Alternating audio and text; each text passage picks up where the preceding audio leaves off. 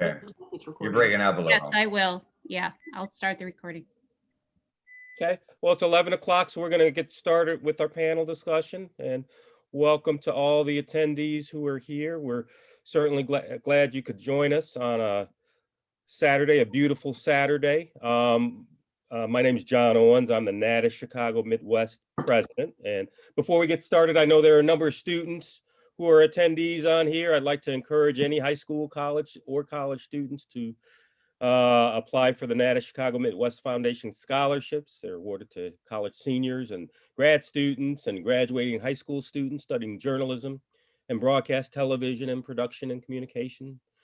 We've awarded over $500,000 in scholarships over the last 20 years, and we offer these scholarships on an annual basis. People like Peter Alexander, the great White House correspondent for NBC News, and Jesse Kirsch have received NATAS scholarships in the past, so you'd be joining an illustrious group if you get this scholarship. So please do that. You can go to our website online at chicagomeonline.org to apply and also to donate to these scholarships. So for the next 2 hours, we're going to hear from Chicago area media professionals at our annual career day. Usually we have this at Columbia College. This year, because of the pandemic, and last year because of the pandemic, we staged this event online virtually. So our panelists are going to talk about how they got started and best practices for landing your first job. And we'll open the panel discussion for questions about halfway through our event. So as I mentioned before, you can use the chat function for questions, and you can also use the Q&A or raise hand function. So without further ado, I'd like to introduce our host, who's also a member of our Board of Governors, and it's Erika Maldonado, and she's an anchor reporter for WGBO TV Univision. Erika, thank you so much. Thank you, John, for having us. And I'm very honored to be surrounded by a group of such an amazing professionals that are joining us this morning. Thank you so very much. So I want to start introducing them briefly because they're going to tell us more about what they do. First, we have Brad Edwards. He's anchor and investigative reporter for CBS Chicago with many years of experience. Casey Mitchell, please raise your hand, Casey. Casey, he has been a videographer for Telemundo Chicago for over 17 years, if not more, Casey. Then we have Shelley Spencer, director on air for WTTW, and Jennifer Rourke is a search engine optimization lead and manager for ABC7 Chicago. And we have a couple more people that are trying to connect as we speak right now. So I would love to, for you guys to start introducing yourself by telling us a little bit of what is it that you do in your position in your respective stations? Brad, start with you, please. Okay, start with me. Great. Well, good morning to everybody. Thank you for joining us. Excited to have everybody. Hey, there's Anita Padilla popping up. Anita Padilla. Hi there. Sorry, guys. Let's introduce her, please. Anita Padilla. She is an anchor for Fox News. So thank you very much for being with us this morning, Anita. Absolutely. So sorry about the delay. I was looking for your email, not Rebecca, so I apologize. Yeah. Don't worry. So we were going to start to introducing a little bit of ourselves and what we do in our respective stations. We're starting with Brad. Okay, so I started at CBS Chicago about 10 years ago. I was hired originally as a general assignment reporter, which means I worked Monday through Friday, typically doing the 10 p.m. newscast, and really worked my way up, then to investigative reporter. And then a couple of years ago became a main anchor there and also an investigative reporter. So, but I always consider myself a reporter and investigative reporter first. So I feel like I'm just a reporter that anchors the news as well. And I think with probably many of us here, I've been doing this now 20 years, which is remarkable. I can't believe. I only believe it when I look at the color of my hair, that I've been doing it this long. But the job, like me being an investigative reporter, anchor, reporter, enterpriser, social media, knowing how to edit, having shot even my own material in the past few months. When I first started doing this job, those are things I never would have thought would have happened. But you ask me what I do, I really, actually, since the pandemic started, now that I'm one of the only people in the office, I actually now know how to change the printer toner cartridge. So I like to say I do just about it all. Next, I would love to introduce Michele Jeffrey. Michele, I'm so sorry I skipped you. She's a producer for NBC5 here in Chicago. And please tell us a little bit of what does your job entitle? What is it that you do, so people that are not familiarized with what a producer's job is? I think you're in mute, my dear. Sorry about that. Okay.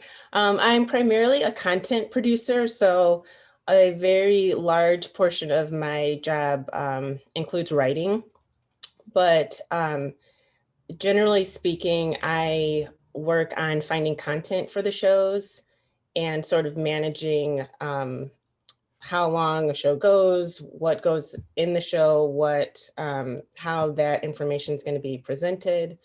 And I, work really closely with a large team of people to accomplish that for usually a half-hour long show at a time. So I'm working early evenings right now. So I work on our 4 o'clock, 5 o'clock, and 6 o'clock evening shows. That's just within the past year. Before that, I was on mornings for about 5 years. So working around midnight to 7 a.m., 8 a.m. Those very early hours. And I have to say, I don't really miss those hours. I love the people, but the hours I do not miss. So, but generally speaking, I work on figuring out the content for the show and making sure we get on air on time and off air on time. Are you currently working from home, or you are going to the office? No, I actually report to work. I'm one of the few people in our newsroom, I think, that is actually still going to work, but it's a very, very different feel with, I'd say, a good half or more of our staff not there working from home. So yeah. Thank you, Michele. Let's go with Anita. Anita, tell us, what do you do, please? Well, good morning to everybody. I am the morning anchor of Good Day Chicago on Fox 32 here in Chicago. I've been doing this for about 4 years, and like Brad, before I was promoted to this position, I was a field reporter for about I've been at Fox for 14 years now. So for 10 years, I was a field reporter. And before that, I was 10 years at NBC5, a weekend anchor, and also a field reporter. So reporting is in my blood. When they asked me to come inside, I didn't want to, because I love being outside and I love talking to people and I get a feel for the people. So like Brad, I feel like I'm a reporter on the anchor desk. And I think, like Brad probably can attest to this, and you too, Erika, because you were out there in the streets with me. When you've been on the streets, you have a different sense for what information viewers need to be told. And it's kind of frustrating when you're inside watching other reporters get all that stuff and you're like, oh, I want that. I want to chase. I love the chase. I'm like a dog with a bone, so I miss that part of it. But our show has changed a lot, and we could talk about that more, but there's a lot of Q&A that goes on during our show. And the show that we have pre-COVID is completely different than the show we have now. The amount of work that has to go into what we do is incredible, because I anchor a 3-hour show and it's developing all morning and new content is constantly coming in. And we do a lot of interviews, and you really have to be on top of your game more than any other time. And the amount of commitment and work that goes into the job outside of being on the air is incredible. Very frustrating for my family because they feel like they never see me now. But times have changed between the politics and COVID and the crime in Chicago. You cannot not be on top of your game, especially in a show that's so fluid and moving. So it's a challenge. So I'm kind of using those reporting skills. They've come in handy. And yeah, so so basically what I do is I read the show, but I also write the segments. So any interview segments, and that actually came because we lost a producer. So we were asked to start writing, and you know how it is, guys. You start writing, you do one thing, and then the next thing you know, you're doing more of it and more of it. And then next thing you know, it's your job. So we write our own segments. But I like it though, because it allows me to write, and I get to do that, which I was missing that. So that part is fun. The hours, like Michele was talking about, not so much fun. However, it's better than getting up at 1 o'clock in the morning. Now I get to get up at 3:30 in the morning. That doesn't sound like fun, but in the end, I got the rest of the day to enjoy my life, although I'm exhausted the rest of the day. So that's me in a nutshell. We could talk more if people have more questions. Dan, I would like to go with you. Tell us a little bit of what does it entail to be in the digital world that is now such a big part of our industry. Yeah, good morning. So what I do now is primarily strategy. So analytics, SEO, sort of all of the nuts and bolts strategy things that are going on behind the scenes with digital content to try to figure out what our audiences want. But I came up being a digital producer and then being a digital manager and then moving into strategy. So what I do on a day-to-day basis is I look at our content on our different platforms. I try to figure out how our audiences got there, why they're interested, which content we should create more of, which content we should create less of. And, you know, since there's a lot of newer, you know, TV professionals on this webinar, the way that I ended up getting my start, I actually have never really studied TV. My undergrad degree was in radio production. I have a master's in print journalism and a master's in sociology. So I ended up in TV completely by accident, because when I got out of grad school at U of I, mid-market stations were just starting to hire digital producers. Digital staff was sort of a new concept, and major markets were just starting to expand their digital staffs. So when I got out of grad school, I was hired at the NBC affiliate in Milwaukee, WTMJ. They had a split TV and radio station. And since I could write and I had produced podcasts, they thought, well, I'll just learn the video part. So did that. And then if anyone saw the Making of a Murderer documentary, I happened to work in Milwaukee. I was only there for 9 months, but it happened to be the 9 months of the Stephen Avery and Brendan Dassey trials. So my web portfolio just exploded immediately, exponentially. And so got hired in Chicago within a year of working in Milwaukee. Got hired at WLS in 2007, and I've been there ever since, just kind of growing through the ranks from nightside producer to morning digital producer to a digital executive producer, and now doing the analytics and the SEO, which is I really enjoy because it helps us. You know, there's a lot of people that are sort of doing the fast-paced production, get everything out, you know, do the best we can in the moment. And my job is to sort of be sort of the analytical mind as we're doing all of the calamity around a breaker and say, okay, strategically, let's try this, let's do this, let's not do this. So that's been really exciting. And my job didn't exist 2.5 years ago. It's a new role. So I really like taking on roles that have never existed before. Thank you so very much, Ned. Let's go with Shelley. Please, tell us what is it that you do? Hi, I work at WTTW. I am the director of actually on-air fundraising, and that's a new role for me in the last year and a half. I'm really sort of a traditional producer of all different kinds of content, documentaries, public affairs, entertainment, and went to TTW about some other things, and they said this new role is opening up, would you try it? So on a daily basis, I do similar work as I write, I produce, I shoot in the studio, I field shoot, I edit. But there's this whole, with the fundraising aspect of it, there's a whole nother piece of it is I work in programming. I program the membership drives that you see on WTTW.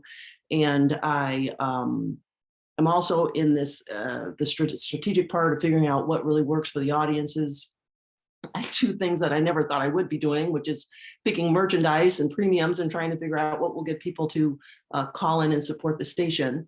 And Brad said a word which was enterprising. And I think that that's really been reflected in what everybody has said, is that once you get into the business, you don't know what direction the business is going to take you.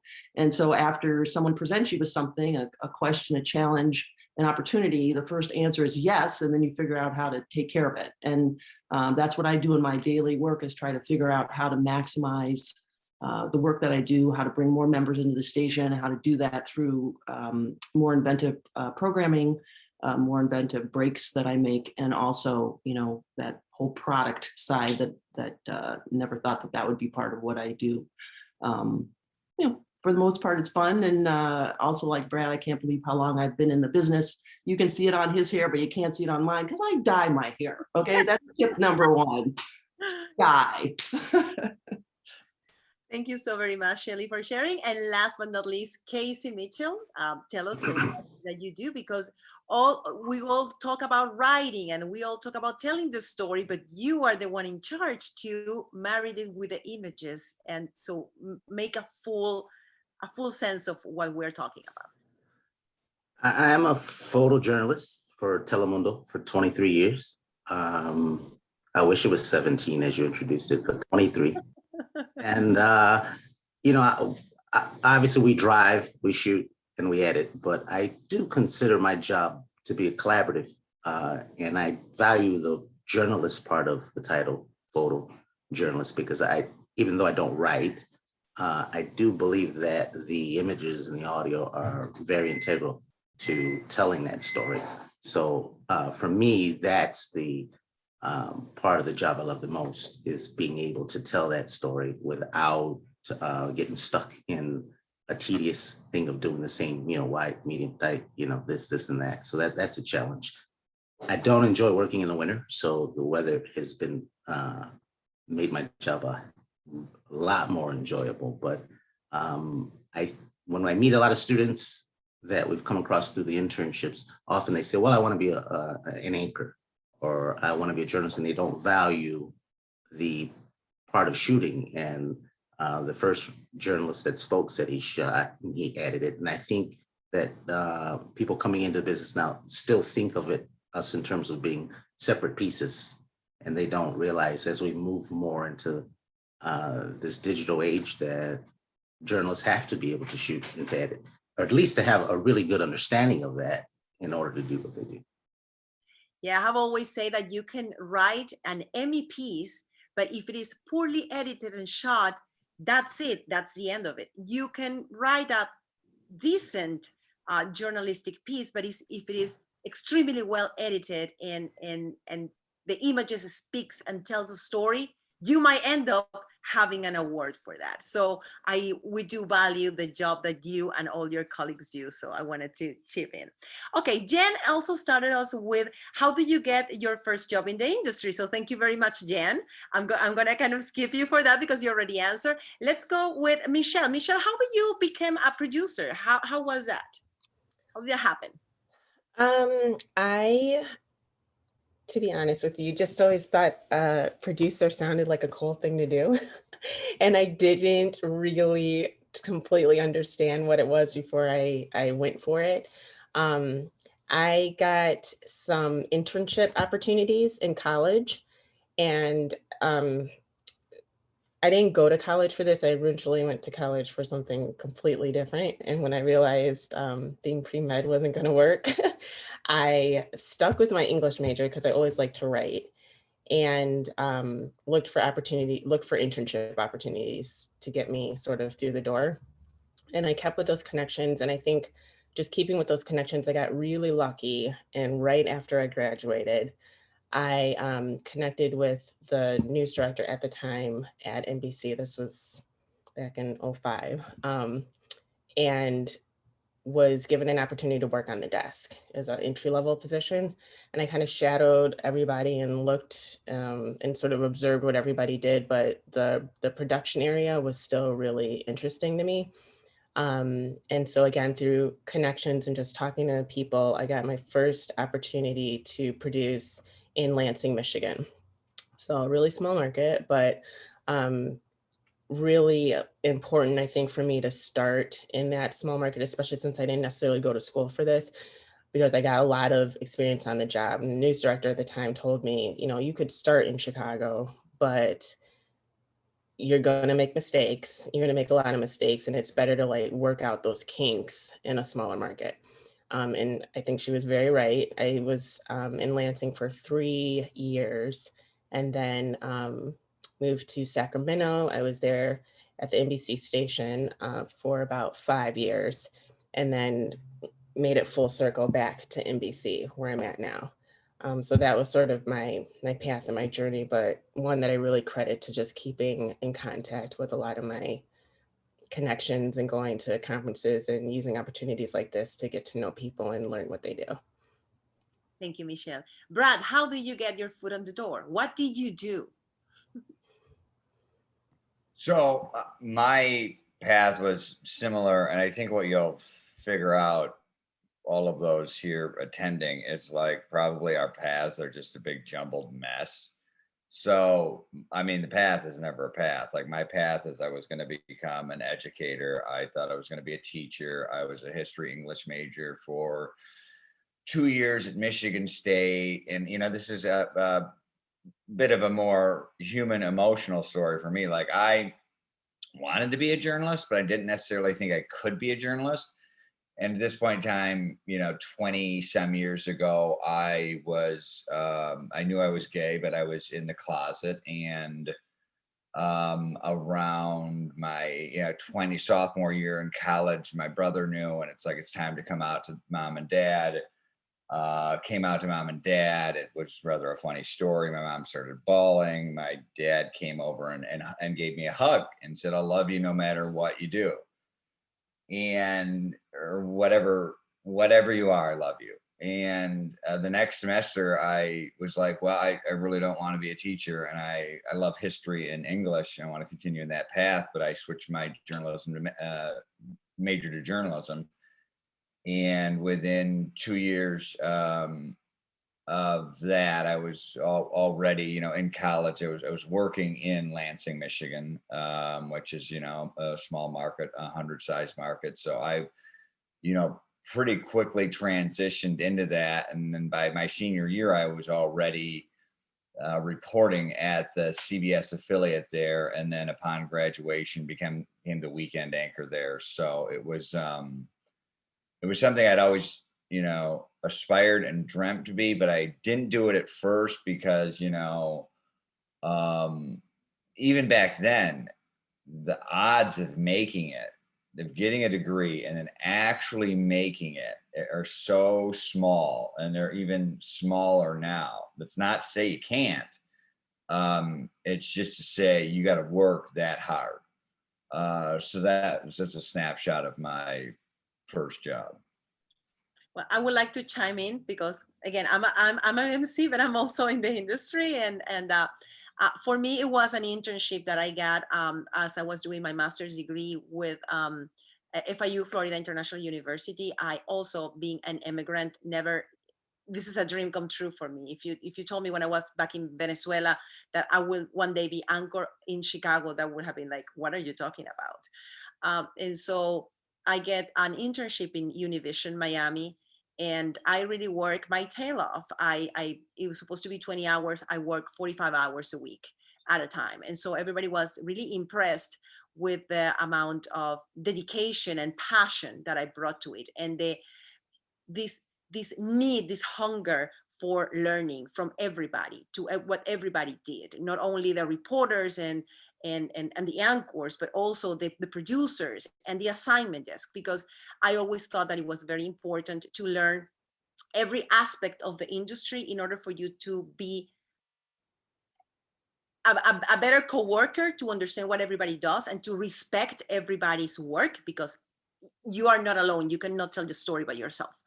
And so then there was an opening in Chicago, and I basically bugged the news director at the time for over 5 months, calling her twice a week, every week, until she finally answered the phone and said, "What do you want, woman?" And then she said, "Well, if you finally finish your career, your degree, okay, I will fly you to Chicago. I think she just wanted to get me off her back. But then, well, I proved, she offered me another job, not a reporter job. And I asked her, oh, please, let's make a deal. Let me do a story for you, even though you think I'm too green and too inexperienced. And then if I do it right, you give me the reporter job. And if I don't get it right, then I learn from my mistakes and I can be a better one and keep growing. So I think that you need to have that in you. You need to be bold. You need to state what you want, and you need to pursue that dreams with actions, not just with words and with thoughts. Oh, I want to be this. Well, you have to put the effort, and you have to show people how much do you want it. And I think that also goes really far in our industry. So Casey, I pass it to you very briefly. How do you get your foot on the door? Part luck. I studied communication, so I actually wanted to do television. I just didn't want to do news. And I was often asked about that. Now, and I used to say anything but news. I imagined it to be extremely boring, a lot of talking heads. I didn't see any type of creative outlet in it. So I passed on any internships that were available. I had an opportunity to go to CBS Chicago and do an internship, and I said, no way. I was really infected by MTV as a kid. And my dream was to have my own MTV, just playing the music that I like. So I took this course at a public access station in East Chicago, Indiana. And I was just really into television and cameras. I always loved video. I always loved shooting pictures. And that was my passion.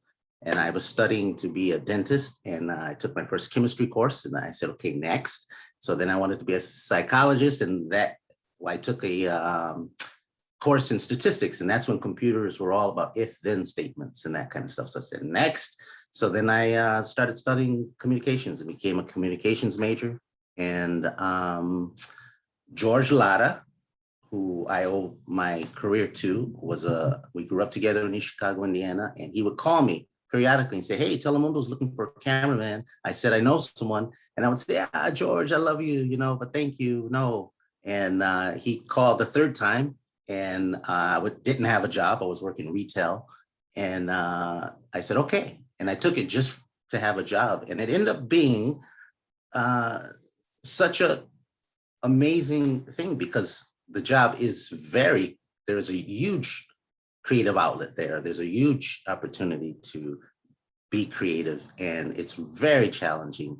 And it's a very thinking position. Besides the physicality of carrying this stuff around, you have to be on your toes and do a lot. So thank you, George Latta.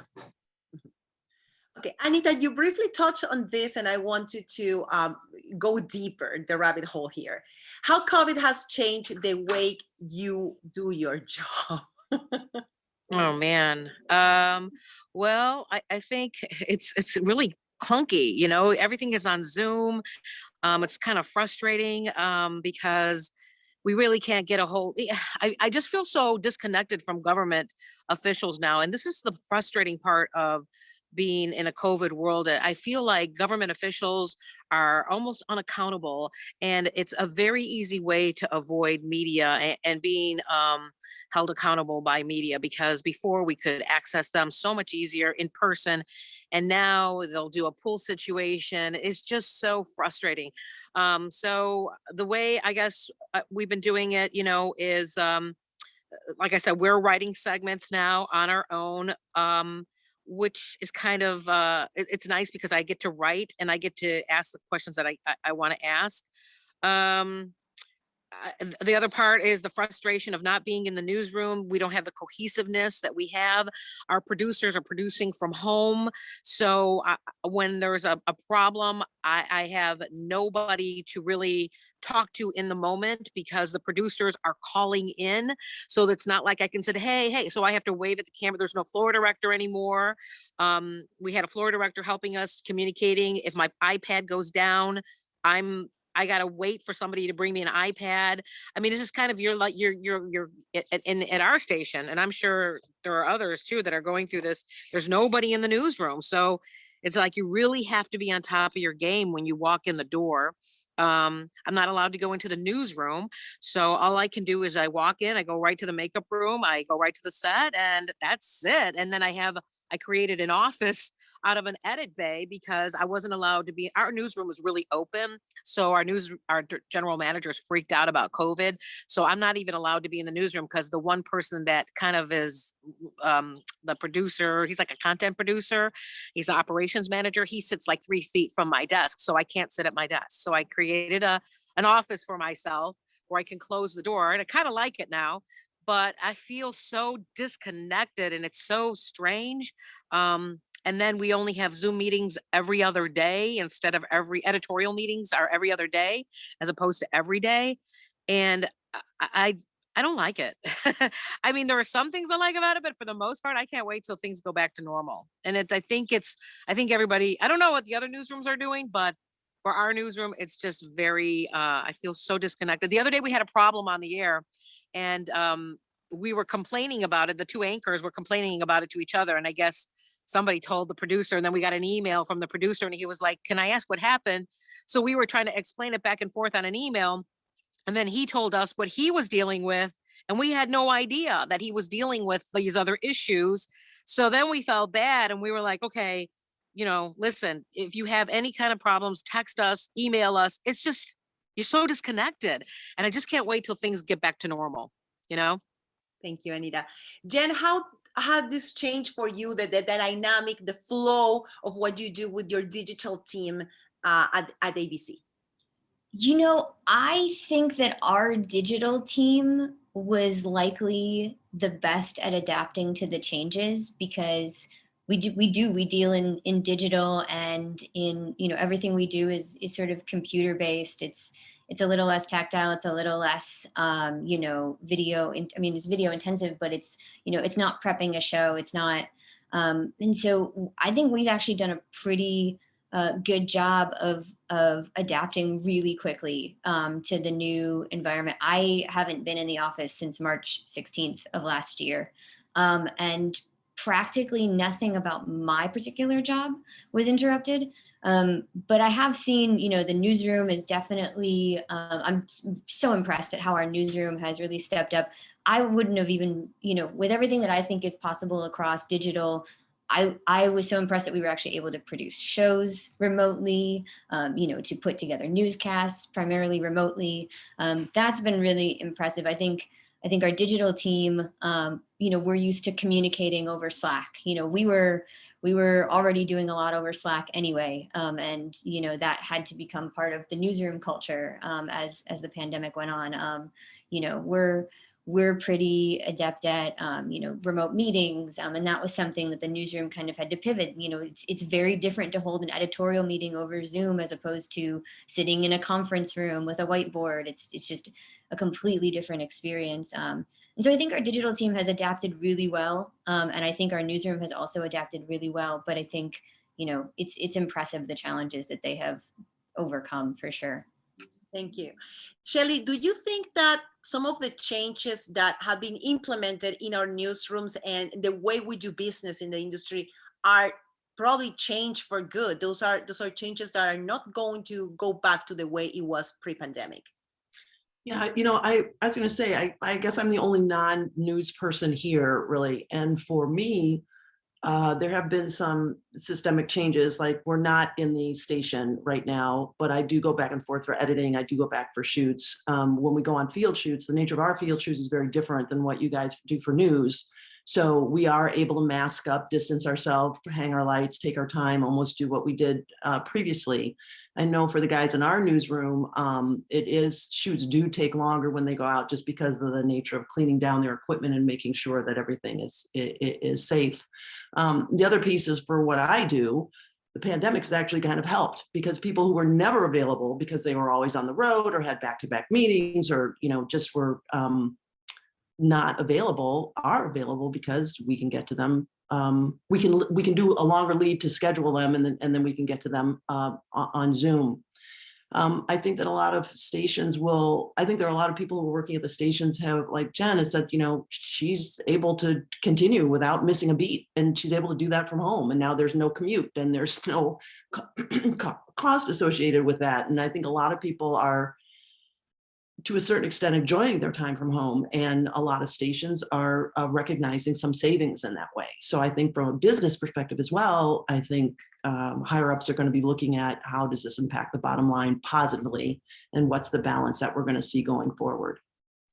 Yeah, I also know, because in my station, us the anchors, because we cannot have two anchors in our studio because it's smaller, and we decided as collectively bring the meteorologist. We are rotating anchors. I am on the anchor chair one week and on the reporter on the streets another week. So I'm wearing multiple hats. So I know how different things look on the street. So Brad, you also go out and report how this has changed your flow as a reporter, dealing maybe with technology that before you didn't have to in the field. Yeah, I mean, it has been, I think it's remarkable what we've all been able to do. I mean, basically like a year ago at this time, we were all Sears Roebuck. I mean, we were all like crappy shopping malls, like GameStop stores, and like one day it's like all of a sudden we became Amazon. Like we are this hulking dinosaur of a TV station, and then like, bam, we're doing it virtual, and like something I never thought we could do before. So with that, it's forced some tremendous growth and tremendous, just different ways of thinking. Frankly, I have, I'm really torn. Like, I don't know how I feel about it yet, because sometimes I really do like it, because I go into the newsroom every day and I don't have any bosses there. And not that I don't love my bosses, right? But I get a lot of stuff done. I mean, I'm there, I am a machine, because I do some pretty large investigative reports, some 5, 6, 8, 10 minute, I got a 9-minute story running on Grammy night coming up. And you're lucky like that. Yeah, I'm very fortunate, but it's also extremely heavy lifting. I mean, these 9-minute pieces just don't put themselves together. So like not having a boss there kind of nickel and diming you, and not having to necessarily go to every editorial meeting, and kind of having this peace in the newsroom. But it's also like extremely lonely, and I miss the synergy, and I miss, I'm not sitting next to my co-anchor, Erika. I'm, upstairs 2 floors above where she is in the studio. So it's, we can't communicate any way really during the show. Those little nudges, I'll take this one. Hey, you say thank you on this one. I'll take that read. Hey, did you see that T's read was flip-flop? We need to flip-flop that.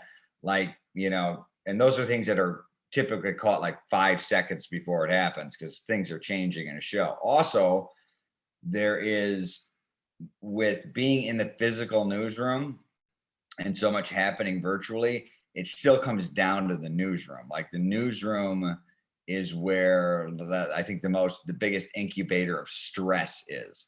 So it's like, I can't tell you how close we are on some things. Like it's just like barely getting it on. And instead of, there used to be 100 people in the newsroom that could potentially take the blame. Not that we're big blamers. Now they look at the 5 of us that are sitting there like, what did you guys do? I'm like, what did we do? We didn't know what you were doing, So it's kind of surreal. But the one thing I did do, and I encourage the students to do it, because this thing isn't going to last forever. But if you're not using this time to learn something or to grow, like I was like, hey, tell me how to change the toner on the printer, so next time I don't have to bother George Chavez next time the toner's broken. Like, show me how to do it, I'll fix it. I'm the toner guy. Little things like that. If you're not taking this time to learn and grow somehow, you've missed out, but that doesn't mean you need to stop missing out. Take advantage of it. Thank you, Brad. Michele, what a recent graduate or someone that is about to graduate need to know to get a foot on the door, to get a job today? What are your thoughts? Well, I would honestly start with opportunities like this. I mean, I think that I know for me personally, I won't speak for everybody, but for me personally, making connections is probably everything. I mean, Casey said he was lucky. I think like you're lucky in some aspects, but you also like really have to work at it, especially with as competitive of a business this is. So many people are trying to get the same opportunities that you're getting. And so, you know, Erika, like you said, you did in the beginning, you sort of hounded somebody. You know, I would say if there's somebody here on the panel that does what you want to do, you know, reach out to them and keep reaching out to them, and look for, I'd say I have attended a lot of National Association of Black Journalists conferences, which were really huge for me, and giving me an opportunity to meet journalists from across the nation all in one spot at our national conferences. And so, you know, I go around and I talk to whoever I could talk to. You get their business cards, and then you go home and you reach out to all of them, and then you keep up with them, and those people can really end up being your mentors and stuff. So for me, I just think it's really key to keep connected with people who are already in the business, who are doing what you want to do. You know, they're the people that are really going to help you get opportunities. You know, internships are key, and, you know, conferences and opportunities like this are what you really want to just keep doing.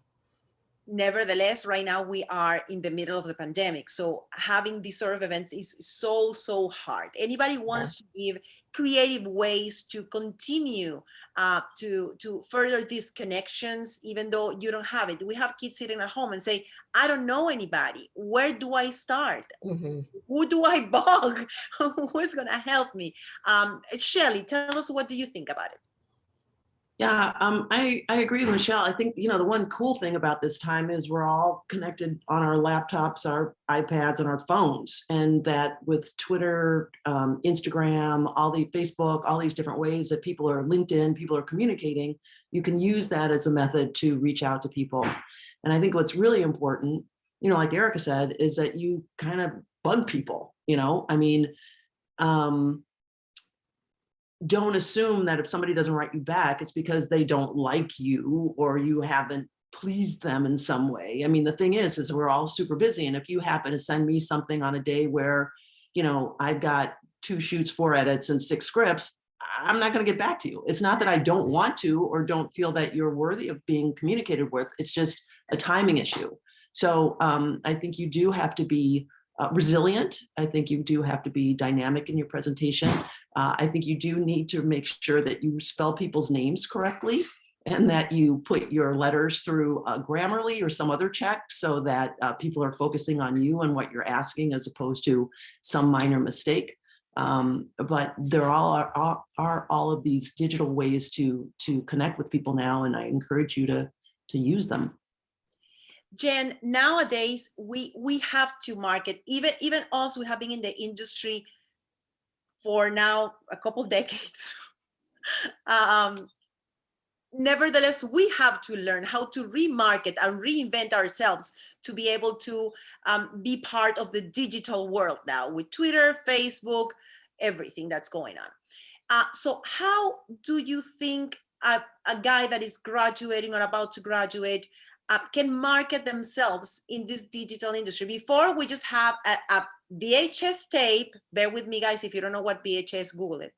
VHS tape and a resume. and analyze headshot, you know, if you wanted to be a reporter, or a sample of your work if you wanted to be a producer.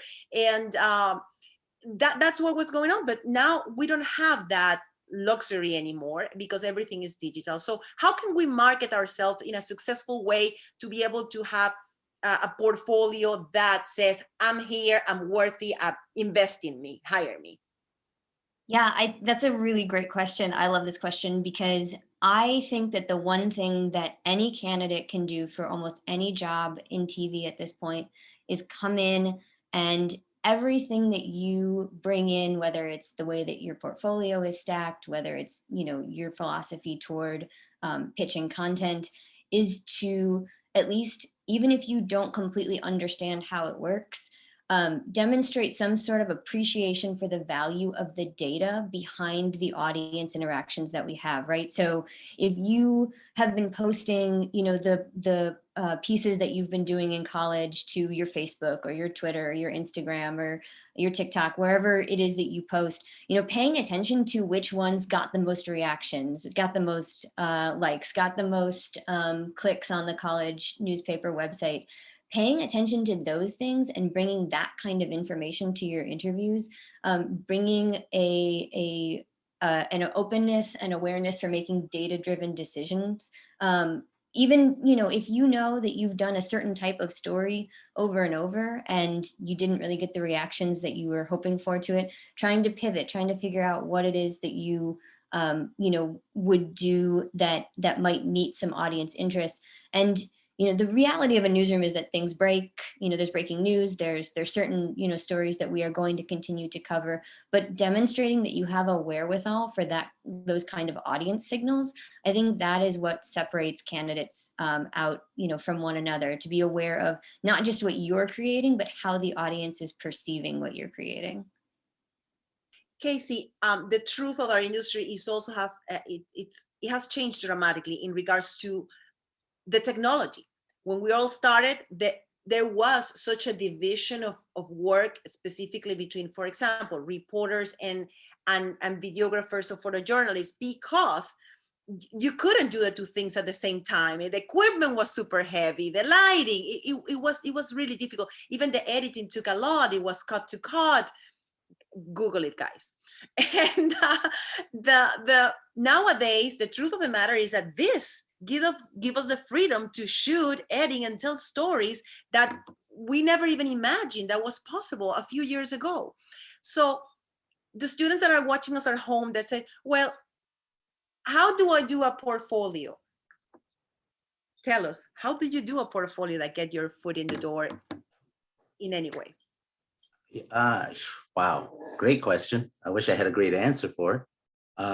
You know, things have changed so fast and they're continuing to change. So what I do has changed drastically from 5 years ago, you know, and being in this pandemic, it has separated us. Cameramen, we kind of have like this gang mentality, you know, we talk to each other, we're very close to each other, and not having those innovators say, hey, look what I discovered here. Hey, check this out, this can do that. I feel really disconnected. I'm not the guy that's going to go out and spend hours on Premiere and figure things out. I'm the guy that sits back for those guys and says, wow, you know, they need that. That's what I do.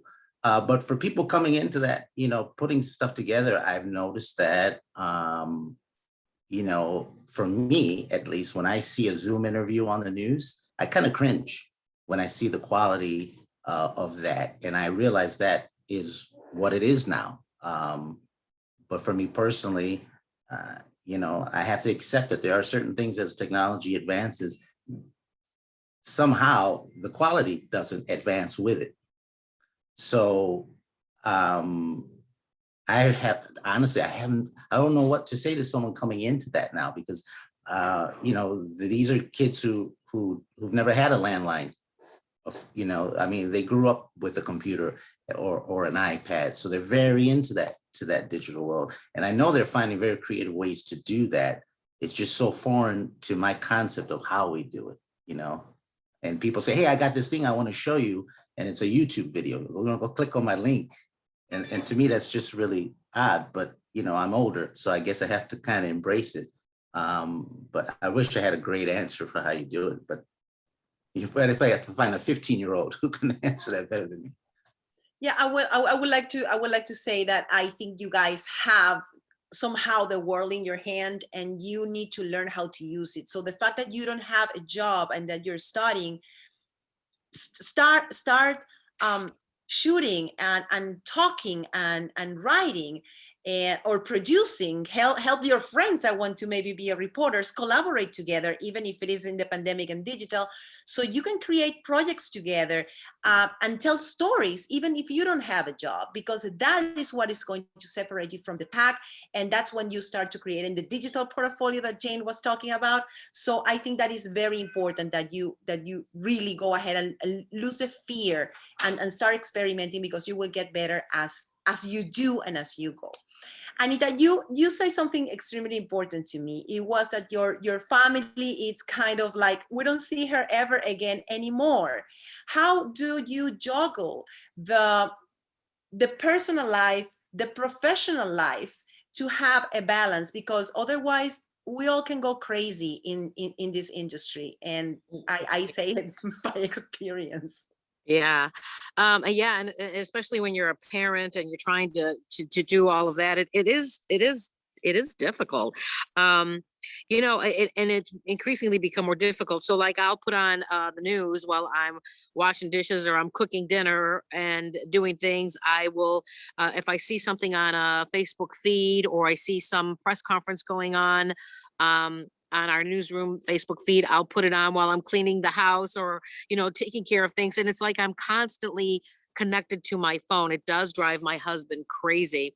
And like I said, I try to explain to him, I think it helps to have a good partner, that understands.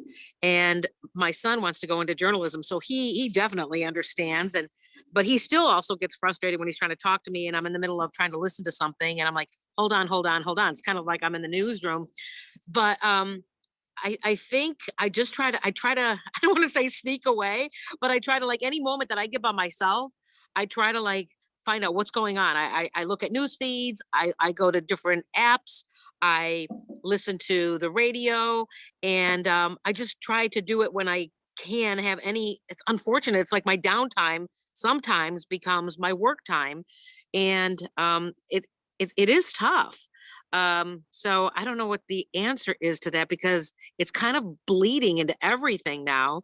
And and in this role as an anchor, like I said, you have to know, before, when you're a reporter, you just have to know kind of your story. You just have to know all about your story, and then you keep your pulse on what else is going on. But, but when you're an anchor on this kind of show, you have to know a lot about everything. And so it is frustrating.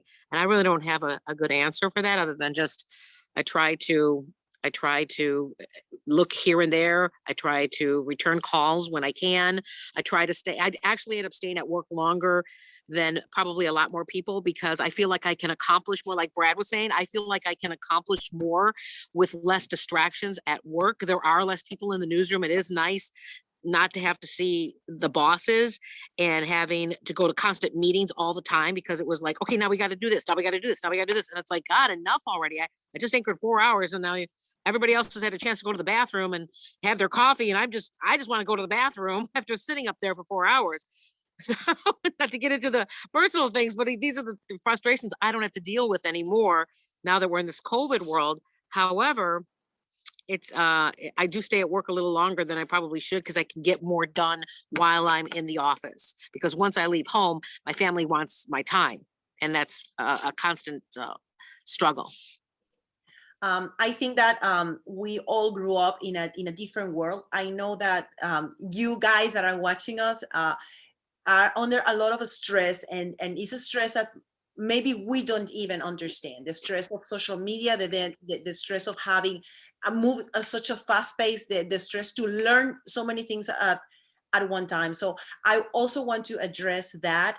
Brad, how do you deal with the stress? Because once you get in the industry, believe me, guys, if you don't have a mechanism to deal with the stress, it will eat you alive. So how do you do, Brad? I think like Anita was just talking about, I think it's a constant searching for that. I'm big on getting an hour of exercise a day just because I need to for mental clarity, although that entire hour sometimes is spent on an elliptical or a machine, and I'm answering emails and texting. And I know Anita is doing that right now. And I know in this whole conversation we're having right now, it's my Saturday morning. I just had a hell of a 5-day work week, and I got a 6-day work week coming up next, but I've been, I've probably responded to 20 different work texts, cop calls, this and that while we're talking here. But it's something that needs to be impressed upon the students that are watching. It's like, this is the type of commitment it takes to make it in this business. There's definitely no silver bullet of sanity. I think anyone who makes it in this business is never quite there, right? I mean, we were all just a little bit off, right? We have to be just a little bit off to make it in this thing, and then to get to this level of this game. So that's, I feel like I'm doing really well during the pandemic. But it's an hour exercise a day. It's a day at a time. And it's an ebb and flow in every game, but mental health is really huge. And like you said, like Anita said, we are constantly working. And at no point in the 20 years that I've been doing this has anyone come up to me and said, you know what, we're going to have you do less. So the thing is, it's just going to keep adding and adding and adding. And you just have to make sure, when is enough for you. Yeah, well, I want to chime in. I find my sanity through meditation, as you do through exercise. I try exercise. I run a marathon last year, and 2 years ago almost, and it was a lot. I have found myself that if I give myself 20 minutes in the mornings, that set up my day, and I can find the center, because it's really easy in this industry. You are so bombarded with so many external stimulus that that's what centers me. Now, Shelley, first Michele. Michele, tells me an experience that you live that makes you a better professional.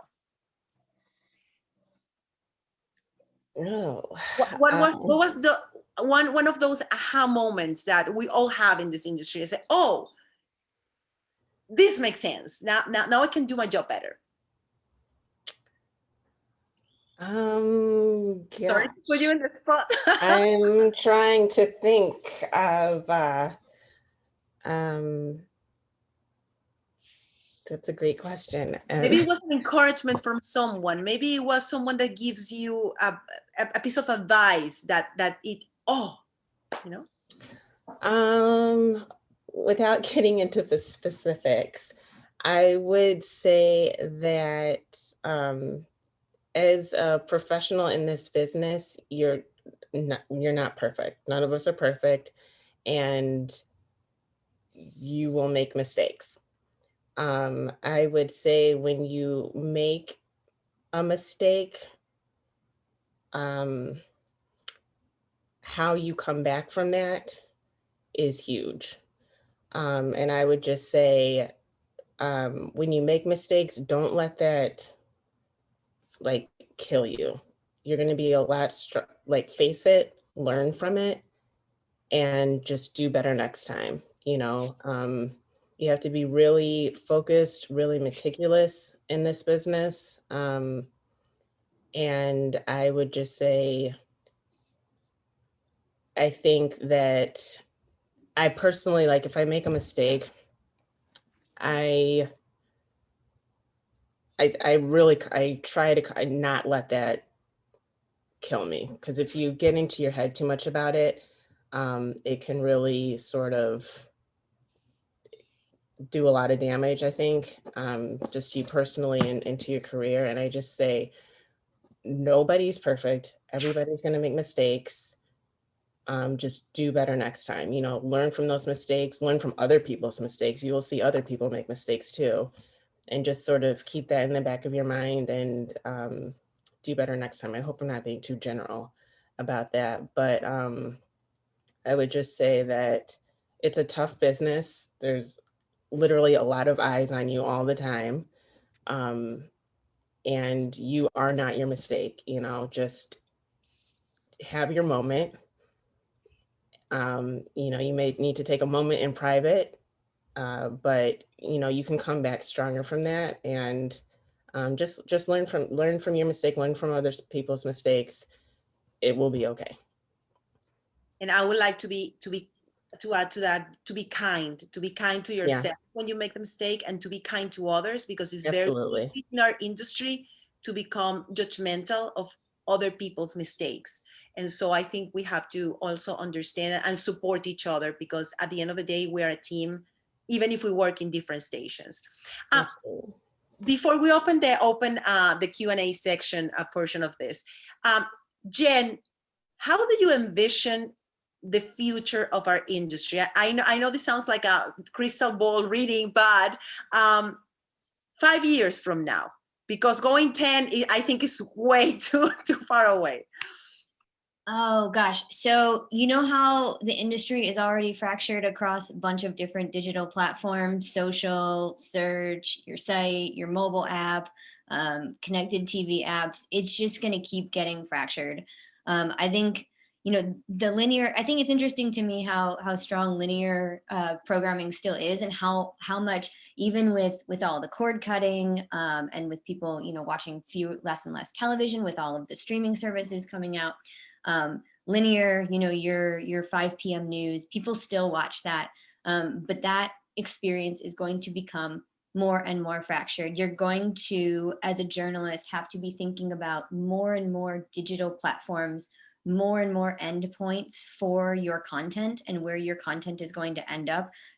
Always remember that even now, you're not just producing a package for TV, you're producing it for the web, for Facebook, for Instagram. You know, there are different variations of the content that you're producing now, and there are going to be even more variations in 5 years and in 10 years and in 20 years. It's just, I couldn't possibly tell you which ones, but you know, 10 years ago, you know, stations were just starting to launch their mobile apps, and now we've moved far beyond that. So I think that's where we're going to continue to go.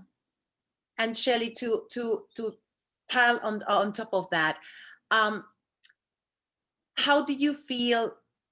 Oh my God, the question slips my mind, because it was a follow-up on Jen. How do we recover? Because also that fracture has led us to a very, I will say, fork in the road, right? Where people are consuming their news or consuming their content as they want. Meaning, if I'm aligned to certain ideology or certain point of view, and that basically isolates me from other points of view. And I think that has hurt journalism up to now, to a point where some people think, oh, well, mainstream media, we don't believe what they say. And so how do you think we come back from that? Because I think journalism is not going to disappear. We're quite the opposite. I think we're going to get stronger. So how do we, from the fragmentation of the distribution of media, how do we go back to what we do and the value in what we do? That's my question. You just keeping it light. Is that what you're saying? You just. Sorry, but it's important question here. How kids can come into this business if they don't believe in what we do? It's good, it's real, and has societal value. That's my question. Yeah. Sorry, Shelley. No, you know, it's a really good question. I'll go with Jen. I mean, I don't have that same crystal ball. I think the thing that is also very difficult in terms of the segmentation is the algorithms that drive us to looking at the same thing. That, you know, as an example, my mom needed like Depends, and I looked at it once on my computer, and then suddenly I had all these products for, you know, sanitary products. I don't need this, and you can't get rid of it. It's the same thing with, you know, whatever you might be researching, and suddenly it's a part of your life. You know, I think like anything, you have to study, you have to research, you have to look into it, you have to talk to people, and you have to believe in yourself. You have to know that what you do has value. You have to realize that facts matter. For people who are younger, Erika's mentioned a couple times that you need to Google this stuff that our industry is based on and where we've come from. There are so many more experiences that you're going to have. There's so much more information that you're going to bring into your life. Your ideas and your beliefs are constantly going to be growing and shifting. And to get into this business, it's really important to open yourself to all different kinds of ideas, all different kinds of people, and just keep pushing for the truth. All right, I'm going to break in here for a second, Erika, and just encourage people to submit their questions via chat and Q&A. We've already got a few questions. The first one actually is for Erika, and it's from Felix Delgado, who submitted his question in the Q&A field. And his question is, I'm also from Venezuela, and my dream is to become a field reporter. I have a strong accent when I speak English, and even in Spanish, my Venezuelan accent is very strong. His question is, how can I improve it to have a more neutral accent in both languages? Also, is that actually really important? Hi, Felix, thank you. I think that the first thing that we need to recognize is that our industry is way more forgiving these times. When I started 25 years ago, I wouldn't even dream of even trying to go to an English station with an accent. And I have worked for 25 years constantly in my accent. I think the accent is not the problem. More is to, if your English is good enough so people can understand you clearly, I think an accent sometimes might even be good. I was told when I started 17 years ago in Chicago that I wouldn't even make it in the English market. And I think that put a limitation within me. And then I then limit myself to what I was able to do. If your accent bothered you so much, the old method is the best method. Grab pen or grab a little cork, put it in your mouth and keep reading out loud until you get it right. And in regard of the accent, just tape yourself, listen to yourself, and try to learn and improve. Every day is a work that will take you the rest of your life, because this is not our first language, but that doesn't mean that we're not going to make it in the industry coming from another country. So I encourage you not to limit yourself, to keep improving yourself. And believe me, a lot of people tell me that my accent is really cute. And I haven't left Univision for the English market because I love Univision and I love serving the Latino community. That's my reality. That's what works for me. That doesn't have to work for anybody else. So that's my answer to you, Felix. Thank you. I love your accent, by the way. Yeah, I love your accent too, but I think it's a question that can be answered for all students. Like some people think I sound like Norm Macdonald, who's this kind of washed up comic from the 80s. And I've taught a couple classes before, and there is something to be said for all of us about finding your best voice. And you've got to think about it as an instrument. And I used to tell my students, I don't think this was the best advice, but I'm like, they're like, how do I work on my voice? And I'm not a professional voice coach. I was just like, well, next time you're hungover, record yourself. And usually like you're hitting like the lowest points of your register, the deepest, the most resonance, the most.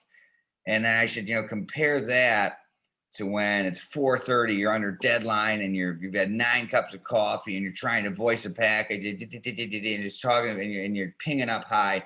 I said, you do. I'm really glad, Felix, I think it's with your question, because you do need to think about these things. You want to be the best you can be.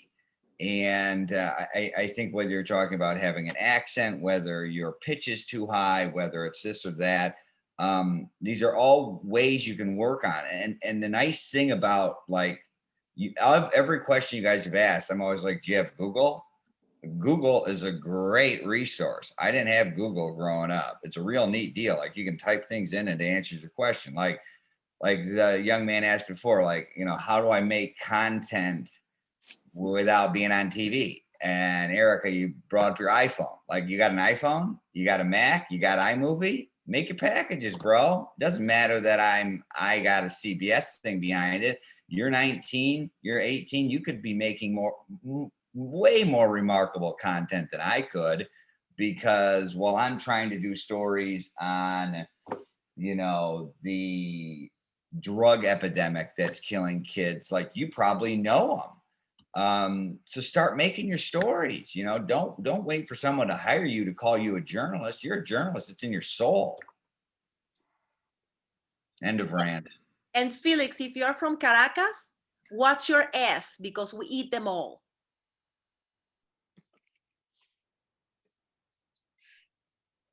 I'm going to pop in with another question, Erika, from Susanna Kemmerling, and this is specifically for Shelley Spencer.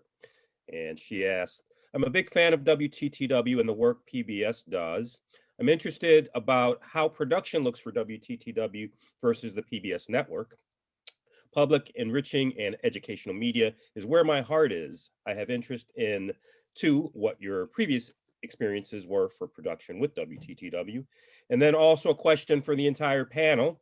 I have an internship on radio right now at WNIJ. Is there any way you would suggest on how to transition to the TV medium? So we'll start with Shelley's question first, and then the entire panel, if you want to respond to that.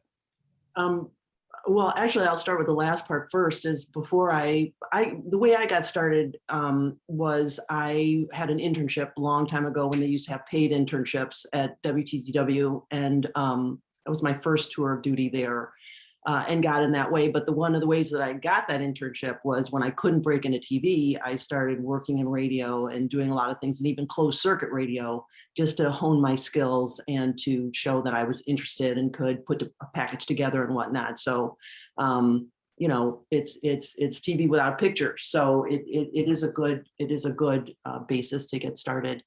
I'm not exactly sure what the question is between the balance between national and local. What we air is predominantly national production, although because we are committed to public media here in Chicago, we do a fair number of documentaries every year. We have our, you know, our nightly news and public affairs, so Chicago Tonight.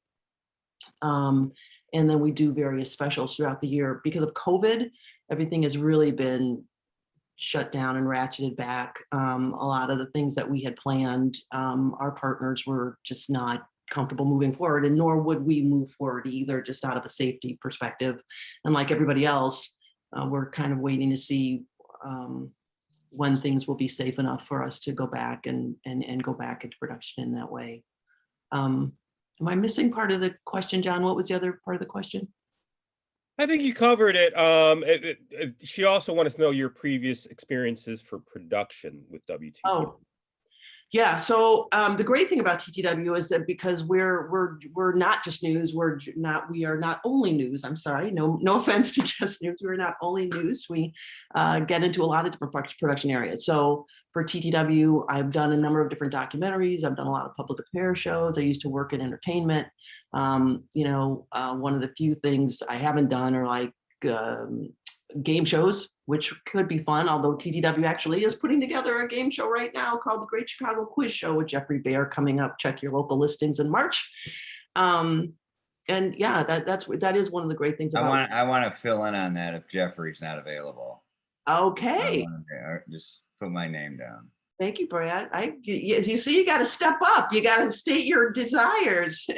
It's in here now. When you get the call, don't be surprised. Yeah, so that is the great thing about public media is we do all different kinds of things, and it's a wonderful opportunity to stretch in that way.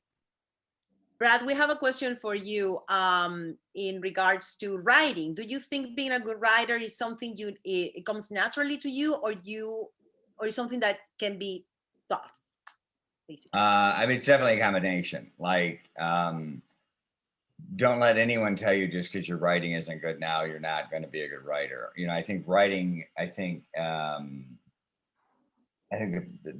precipice, the nexus of it, the origin of it is, you know, feelings. You know, it's empathy. It's you know, actually, you know, feeling for the subjects we talk about. It's a fascinating thing we do as news reporters. Is we go to people's houses, typically on the worst day of their lives. And the worst thing has ever happened to them, and they all have almost a singular input, and it's tragic loss. And I found myself early on as a reporter getting completely burned out at the process of dealing with people who were dealing with such initial trauma. And then the weirdest thing for me, I feel like when I became a writer is my godmother actually died on 9/11. She was in an American Airlines Flight 77 that crashed into the Pentagon. And I had just started my journalism career. I was 22 years old. I was at WLNS, the CBS affiliate in Lansing, Michigan. And I felt like I was kind of just writing facts down, soundbite fact, soundbite fact, soundbite fact. And then having that traumatic loss happen that early in my career, and having a really good boss, it's really important at some point in time to have good bosses and good mentors and latch onto them, because they're going to be your growth, man. They're your miracle grow. And I luckily had this boss who would like notice something in me that I could be more than just sound bites and tracks. And I was tinkering with natural sound, even when it was beta tape to tape. I was like trimming function. I was using that they sense that. And my first year as a reporter, I won this thing called a Regional Mural Award, and I was like 23, and it was that gave me the confidence. And I look back at the thing right now, and I'm like, my God, it's trash. Like I would be so embarrassed to show people the tape that won that award, because I've grown so much in my writing, I think.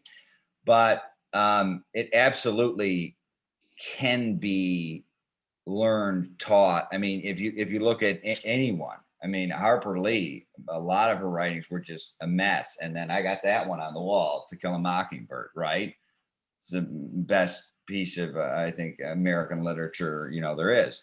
So I think, and the most important rule of writing is there are no rules.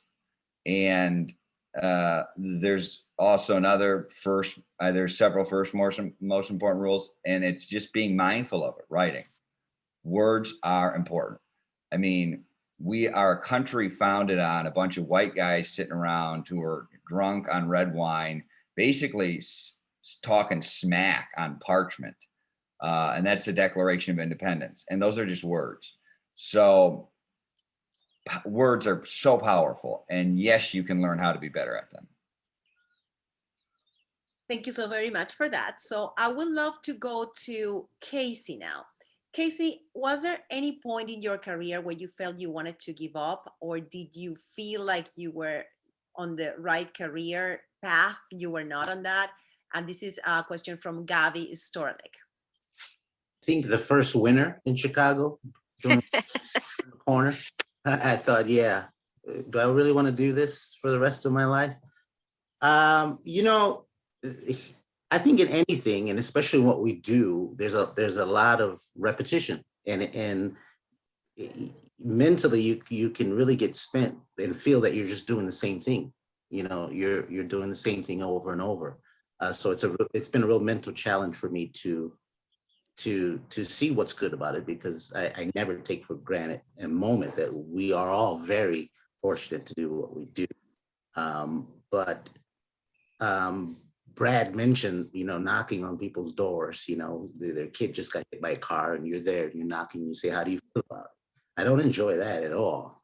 And Chicago, we've had so many shootings, so many things that have happened. There definitely was a period where I kind of felt, what am I doing? You know,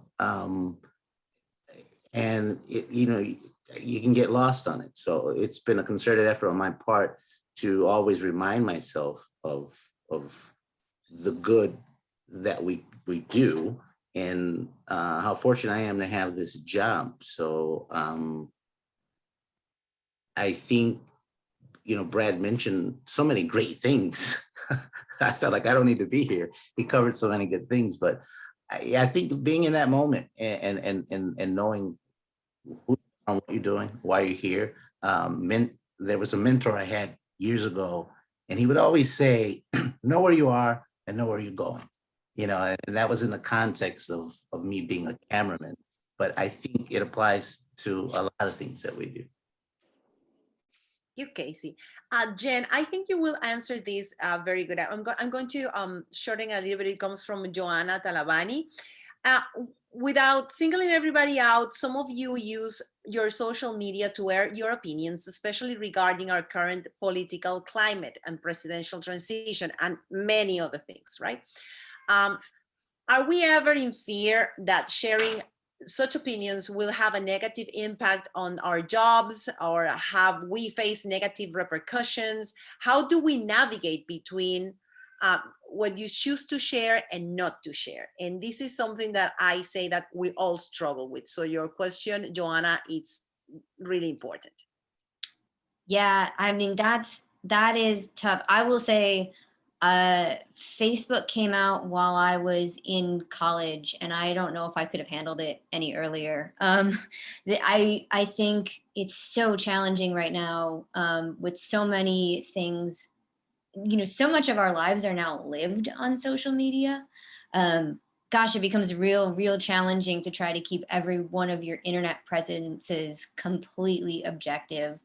I would say just when I would say this, if you are feeling like very passionately about the thing that you are about to put on social media, just like you wouldn't necessarily want to send an email that is, hyper emotional, maybe give yourself a cooling off period and make sure that the point that you are going to make is something that is so valuable to you that you can sort of defend, go to the mat for it. I put out the first tweet about the Jesse Smollett story being a hoax. Yes, I remember. By the time I put out that tweet, I had already had a reporter at our station in the Osundairo brothers' house. Like, I told my reporter, I'm like, get into that house. They're going to play like they're just witnesses. I'm going to be like, these were the guys. They all were working together. I'm like, just get everything we can. We sent one of our intrepid reporters there, a guy named Charlie DeMar. Charlie DeMar gets pictures of envelopes, gets picture of this, gets pictures of that. That's and awesome. then like 50 minutes later, I was like, I'm sending this tweet, and I'm at Whole Foods, and I send it out. And then the superintendent at the time calls my boss and says, you're absolutely wrong.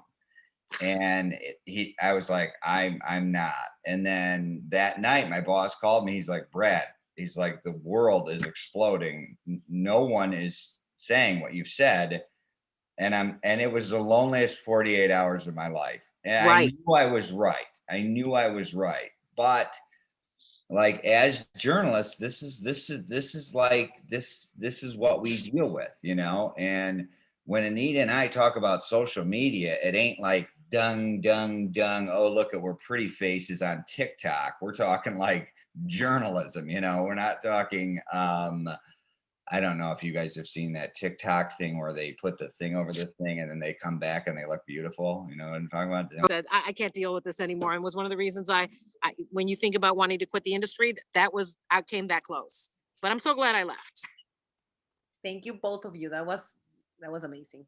Yes, different stations have different policies in regards to this, and we all are bound by that if we want to continue to work. And for example, for me, I am way more safe than what you guys are, basically because, again, it's a totally different dynamic in Univision, let's put it that way.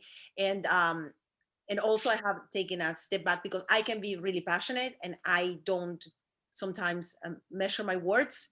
And if that trickles to social media, I will be jobless at this point. So I have making a conscious effort and decision to refrain from certain things. It was very hard for me at a certain point in time with all that was happening in Venezuela, for example. And so I zip it because I was not there to start with, and because I have other responsibilities towards my community here in Chicago. And so I make that decision. I think it's a very personal decision that is also influenced by where do you work. And so it is a fine line that we all have to say, and it can come by and haunt us. It's the same for you guys that are watching us. If you put something that you don't want, I always said, if you put something there that you don't want your parents to see, then don't put it on social media, because maybe that will damage or limit your opportunities for work in the future. And so you have to make that conscious decision. If that is, as Jen said, worth for you to put it out there and you are willing to defend it with all the consequences it implies, then go ahead, go for it. But if not, and you're just doing it because it's a burst of emotion in a second and you don't have sources to back it up, or you don't have something to back it up, then don't do it. That is the best advice that I think I can summary from all that you guys have said. Let's go to another question, because we have 8 more questions that are unanswered, and I'm trying to get to everybody else as much as we can. And this person says, ask us, Sarah, how many credits do you think you will need to get your first news job working camera or floor without a master's degree? I understand I will need to work in a smaller market. It's really having a master's degree a difference to work in our industry today? Those kids have to really make that investment? No. And in which position? I want to start with Casey. And then I would love to hear what Michele has to say. Yeah, I agree with Brad. I don't think that's necessary. I think too much has changed, and I don't even know if it, in the end, back in the day, if it really mattered, you know. From a cameraman position, you know, you got the chops, and if you've dedicated yourself to it and you've put in your heart and soul into it, I think that matters more than anything else. Michele, what do you think? I agree. I remember when I was working as a desk assistant and trying to figure out if I wanted to continue straight on to getting a producing position or going to grad school. I was with Art Norman at the time, and I said, you know, what should I do? Should I go to grad school? Do I need that? And he said, no. He said, you know, really what it might the only reason that might matter is if, you know, jobs are on the line and your news director is trying to compare you with somebody that has the exact same everything as you, and one has a master's and one doesn't. And even then, maybe not. I think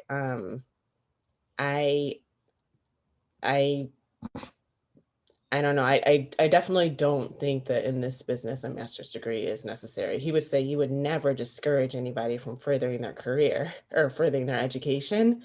That's never a bad thing. But in this industry, I don't think that it's particularly necessary to have a master's degree. Yeah, I will. I have a master's degree in investigative journalism, and I think it has helped me on a personal level. I would love to be a lawyer. I would love to be a physician. I would love to be a major in political science or have 4 more master's degree. Do I have time to do that? No.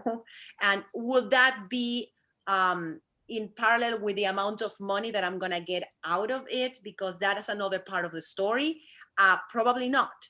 And so if it is something that is going to add value to who you are and what is important to you or what you take to your job, I think then do it, but you don't need to do it if you are just thinking of money or get a certain job. That's my take on this question. let's say I think this is a very important question because it talks to mental health, and we are all under struggle here, not only the police officers, I think also reporters and anchors and producers and all of that. With reference to the violent mob that stormed the Capitol on January 6th, how do you feel about reporters who push aside their physical and mental health to focus on bringing fact-based information to our communities? A question for Catherine Robinson, is for all the panels. So who wants to venture into this? I mean, that's journalism, war correspondence. I mean, you want to be a reporter, Anita, you want to be a reporter, right? I mean, on that day, that's where I would have wanted to be. Like if you want to do this job and you don't want to be at that event, then you may want to think about another job. If I don't want that to sound harsh, but like if you want to be a reporter and you didn't want to be at the Capitol on March 6th or January 6th, this may not be the thing for you. Right. I don't think it's just about journalism. I think that's about production in general, that there's a certain personality I think that's attracted to this business. I know, like, this is our Studio D back here. Well, not the ball, but the Studio D. You know, when I walk into a studio, I think it's great. And when you're in production, you just have to do what you got to do to get it done. And one of my things is, if I've got a 7-day work week and I'm working 14 hours a day and I'm still not done, I think, oh, I've got another 10 hours in the day. And I just dive in, and there's something that I get out of that. And, you know, I try to be thoughtful about my mental health, but I'm driven in that way. And if you're not driven in that way, you're not going to enjoy the experience ultimately. Thank you. We have Matthew McNamara that's asked us, how does journalism tie in with working as an anchor and reporter, and as well as working behind the scenes, like being the cameraman, audio and sound, etc.? I mean, Matthew, I think I will answer this as journalism is what you do. The position you perform is that, but the journalism is what you have inside of you. What is this need to serve the community, to uncover the stories? It doesn't matter if it is as an anchor, you always have an outlet to do it. And as a cameraman, as Casey said, you are telling the story. And even if you are a technical director, the job, and I'm talking now for our directors, our lighting people, our sound people, there is so much that goes into putting a story and a newscast together. And we are a team. We can do amazing stories. And then the guy from the audio doesn't open the audio. That's it. Our study goes down the drain. It's so true. Journalist is what is who is an essence of who you are. And so that's how we tie. Journalist is a cement that binds us all, regardless of the position that you perform. That would be my answer for you. I don't know if someone wants to pitch in. I'd be curious to hear what Casey has to say about that, because video journalists now are responsible for so much storytelling. You see so many nat sound pieces where you don't have anchor sound, and video journalists are acting, you know, as the people gathering information. So I'd be interested in hearing what Casey has to say about that. I think, you know, someone mentioned earlier that, I think it was Erika, that if you write a great piece and the video is bad, it goes to waste. I think it goes both ways. I mean, you can put your heart and soul into something and get the most creative video of your life. And if it's not written to use any of it, it goes to waste. So, you know, so there is, there has to be a connection, you know, and I'm sure Brad can probably attest to that. I mean, he, you know, when he puts his heart and soul into something that he writes, I think there's an expectation that the cameraman is going to do the same thing, you know, and the audio guy and the producer and the technical guy. I mean, we all have to have that same level of passion. Yeah, and you're right, Casey, but they have that expectation of me too. It's not like this, oh, I'm that we're getting, I don't know what person ever decided to call people on air talent. But I mean, that if they thought that was going to shrink our head, that's the wrong thing to call us. But I don't ever go around thinking I'm talent. But I work for my photojournalist and my art person and my graphics people as much as they work for me. I mean, it is complete team. And by team, I mean, we fight, it gets ugly. We put on a beautiful piece. We don't talk for 2 weeks. And 2 weeks later, we're like, man, that was really neat what we did 2 weeks ago. But if there is not the respect, if you are in a position where you're just handing it over to someone and there's not the synergy or respect there, you're not going to make good TV, you know? So I work for my photographers. You know, the first thing I ask is when I was a general assignment reporter, out of respect for them, I always was very lucky to get, I considered the best photographers. And they would always complain about how their good video wasn't used. And I remember that very early on in my career. So then I just started asking, like 6, 8 months into my first job, I'm like, did you get any shots you want me to use? Yeah, exactly. Like, yeah, I got this, this, and this. I'm like, okay. Clone him. Let's make sure we get them in. Let's make sure, oh, I got this piece of Nat sound. Okay, well, we'll start it out with the quack quack of the duck, and then we'll go to the baby. You know what? It's you need to respect each other, you know, to get the best of what television is, and that's the only way we're going to save television, by making it the best it can be. I would like to spin this a little bit, because we keep talking about TV because that's what we primarily do. But the reality is that we are shifting not what we do, but the distribution media, and every media has a different language to them and different advantages and disadvantages. So I think it's important for Jen now to pitch in and tell us, what can the new generations do, or what even we can do, so we learn from you, Jen, to really pitch what we do from TV to have more effective path towards digital, so we can reach now the audience that is just probably living there. Yeah, I think you want to talk to your digital folks and find out the best practices that they've seen on each platform, different lengths of stories. You know, I know there's only so much time in a newscast, right? So if you've got Brad's 9-minute piece, that can go on other platforms as well, that might be more conducive than, you know, the 2-minute spot that you're given in the 10 p.m. newscast. You know, there's different ratios for the actual, like the video. And so a shot that might look good on television might not look as good on, say, Instagram. And so keeping all of those different platforms in mind, you know, as you're producing is going to help inform sort of, you know, when you're shooting the piece, when you're actually conceiving of the piece, you know, thinking about, okay, what's the lengthiest piece that I need? And then I'll trim it down for this platform and this platform. And sometimes TV is the shortest version of that platform. And what I see a lot is, you know, okay, we did the piece for TV. Now what do we want for these other platforms? And that's sort of backward thinking. You really want to think about, okay, what's the lengthiest piece I need? What's, you know, which piece do I need in, you know, 4x4? Which piece do I need in 16:9? And honestly, come up with a workflow for yourself. So that when you're producing a piece, you know, you have extra tape that you want, you know, to put on some other platform. Really thinking about, you know, here are the steps that I'm going to use to maximize everything that I brought in from the field and make it work on all these platforms. And then, as I always, you know, say, then check the data afterward and figure out, you know, if you're spending a lot of time on your Instagram piece, but that type of content didn't perform quite as well on Instagram as it did on Facebook, then reprioritize, you know, really think about what engaged your audience and what you did that worked, and then don't keep doing it if it didn't work, right?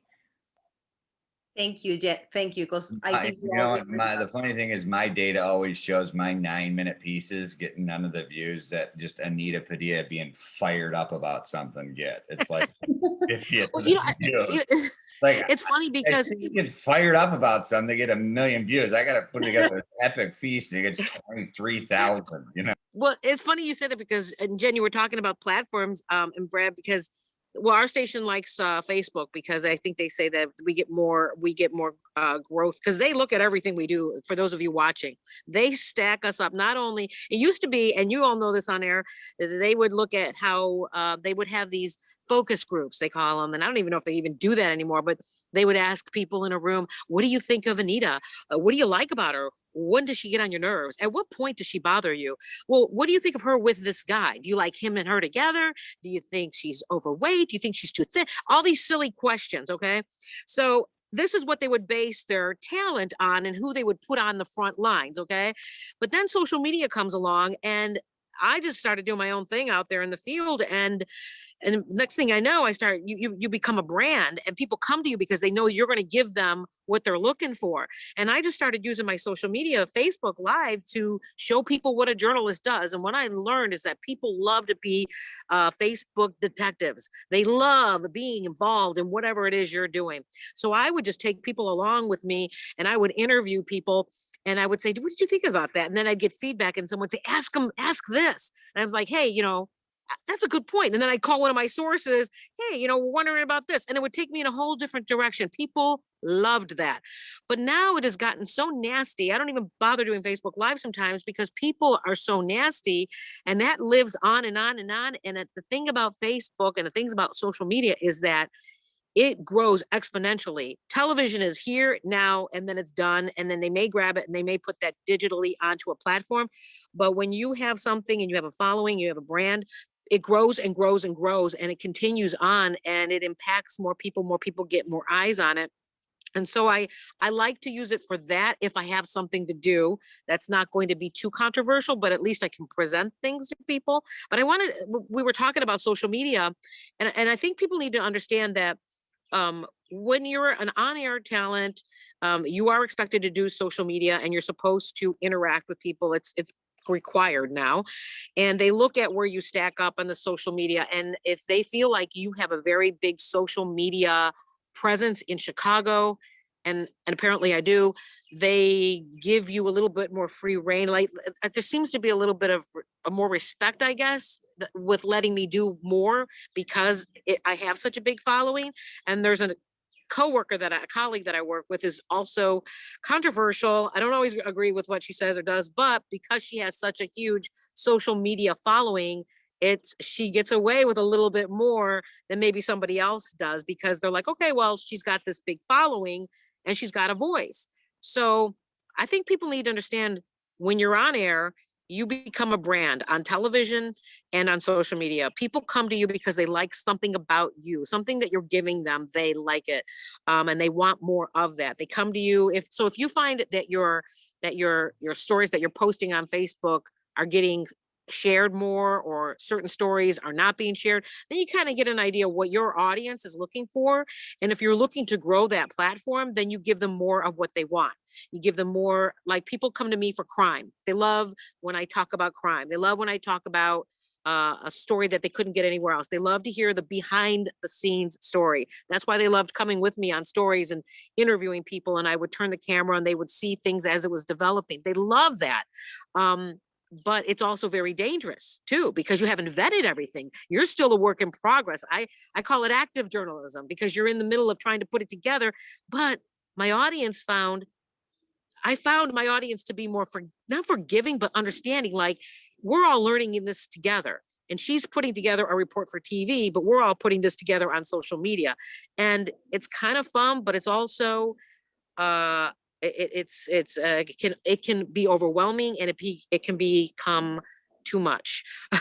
So I would just say, if you're thinking about doing this on air, just know that you have a brand and you have to protect that brand, whether it's on social media, being careful what you say, or not allowing people in the newsroom to say things about you and you find out about it and letting it go. You are that brand. You're outside in the field doing your work, but people inside may not know what you're dealing with. And all it takes is one person that you have a bad interaction with, and then they're in the newsroom and they're saying things about you.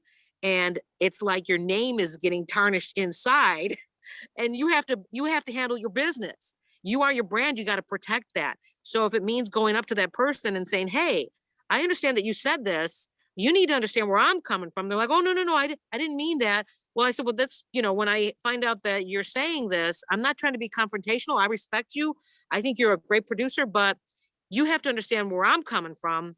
And then there's an understanding. And it's also letting them know that you're going to call them out. And I'm going to be your team here, but we are a team and you can't be trashing me on the inside. And I'm trying to like be a brand out here. So just, you got to protect your brand. That's all I'm saying, whether it's on social media Hey, or in the news. can you put one of those confrontations on Facebook Live? I would love to do that. Yeah, I also think it's very important to be better at what Anita is talking about, active journalism, because we are going to do much more of that every day. It's also be very, very transparent with the people that you're interacting with.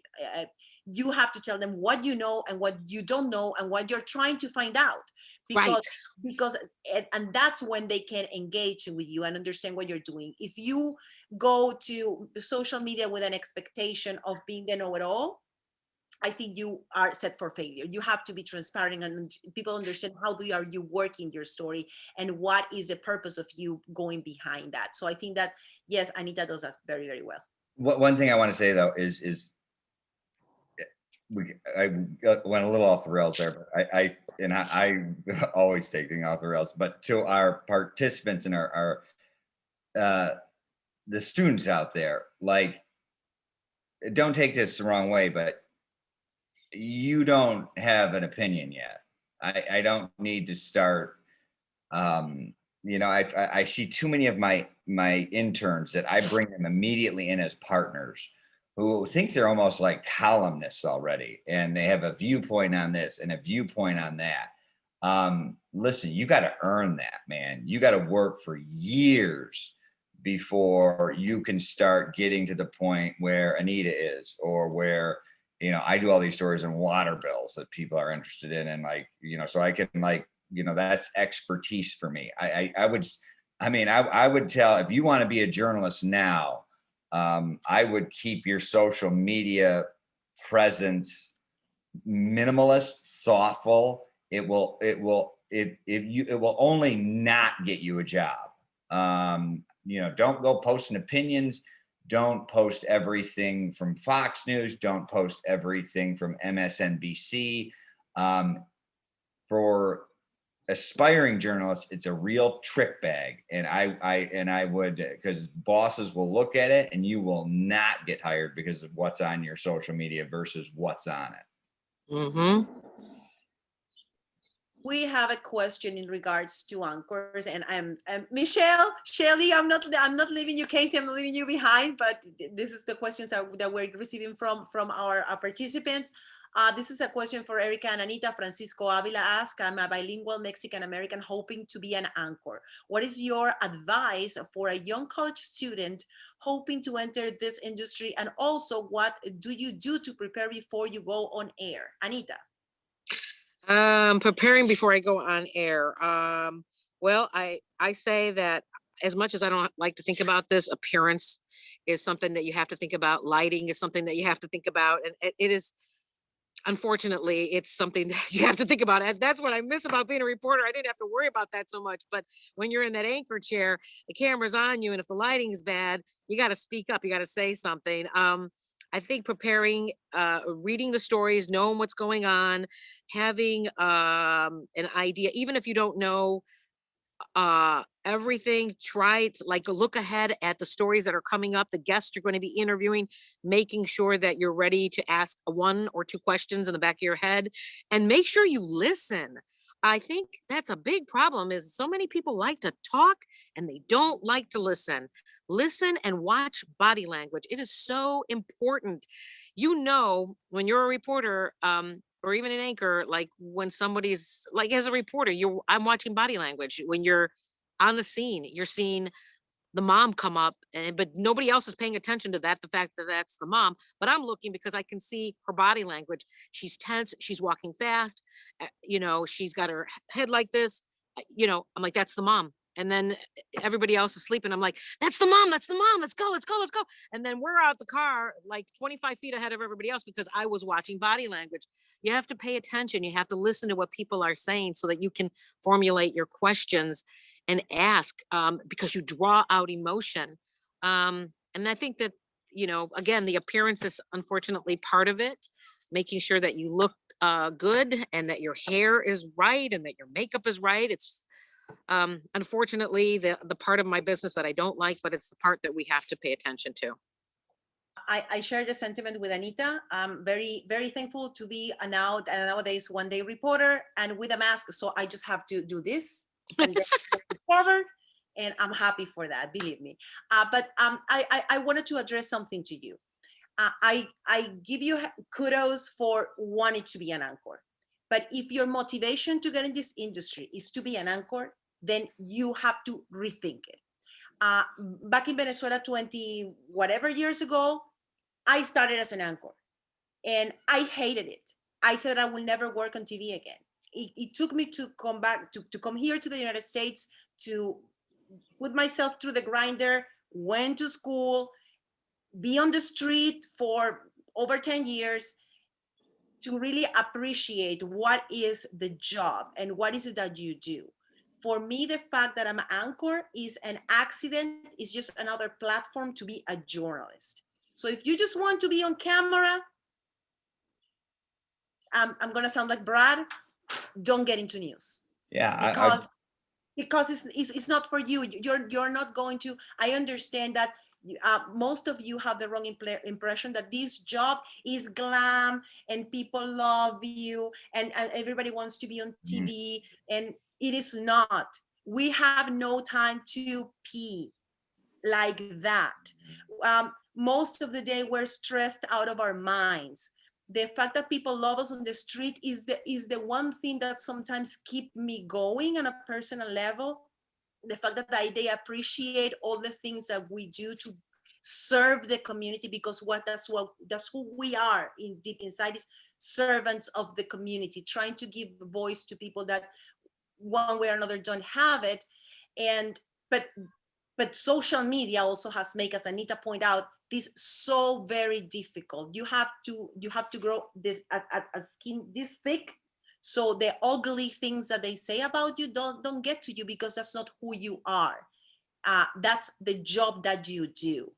And so if your point is being on TV and being an anchor, I don't want to discourage you. Do the work, be a journalist, be on the street, be with your coworkers, with your cameraman, with everybody.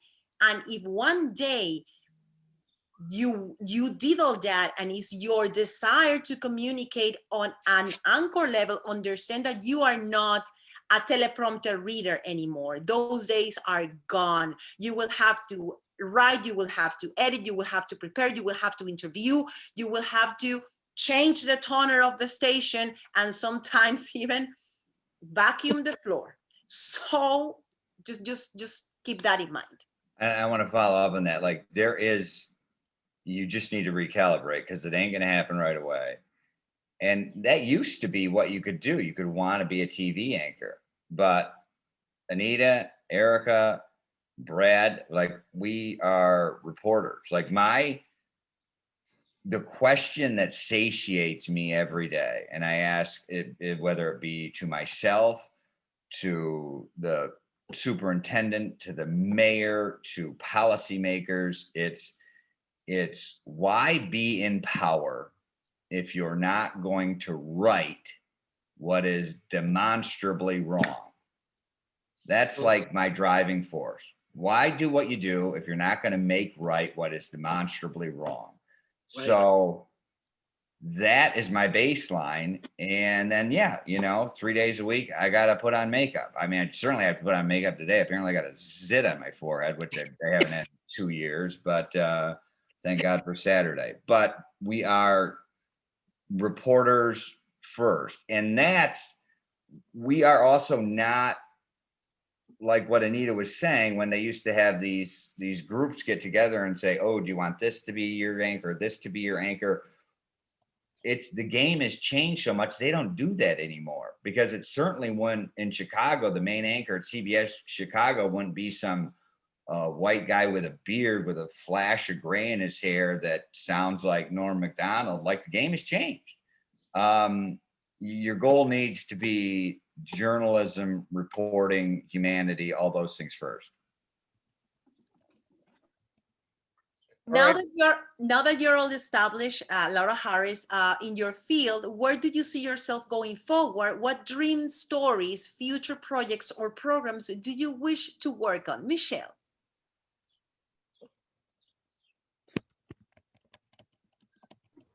I would say that a year ago, I transitioned from working overnights, which I had been on for at least a decade, not just at NBC, but at other stations too. And so I personally am really enjoying just getting settled into this, feels like a new position for me, working dayside. I would say that right now, settled into this, I'm looking into working more on like special projects and trying to get to work more out into the field.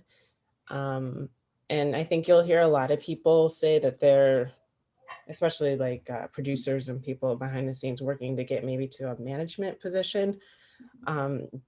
That's not for me.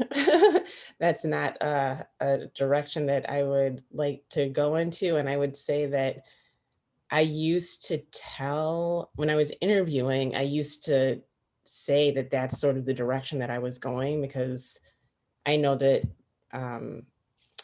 you always want to be growing. You always want to sort of take it to the next level.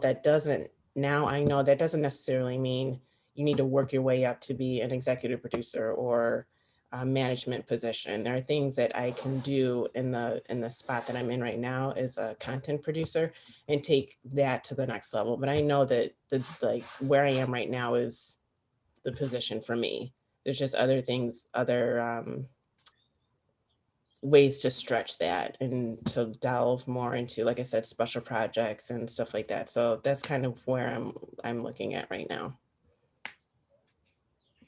Shelley, do you want to add to that? You know, it's funny for me. I think that things are somewhat cyclical when you focus on things and your dreams over here and then your dreams over here. Right now, one of the things that I'm focusing on more is the diversity, equity, and inclusion piece, and making sure that we can break down some of these systems that still exist and in subtle and not so subtle ways bar people of color and women from really achieving their goals and being able to maximize their potential. So both in my volunteer work and what I'm doing at the station, a lot of my focus is there right now. Okay, we have time probably for 2 more questions. We went beyond our limit because this discussion has just been outstanding. And I'd like to thank our panelists for this engaging discussion. So maybe we do Kendra's question first, Erika. Kendra Bell. Yeah, do you want to? Hi, panelists. Thank you so much for doing this. I'm studying digital media, and much like Casey, I see myself doing something more in entertainment television than news. So a question I have for you all, someone who is also did not see yourself having a career in news, what is something you actually enjoy about working in news? Additionally, what does a typical day in your position look like?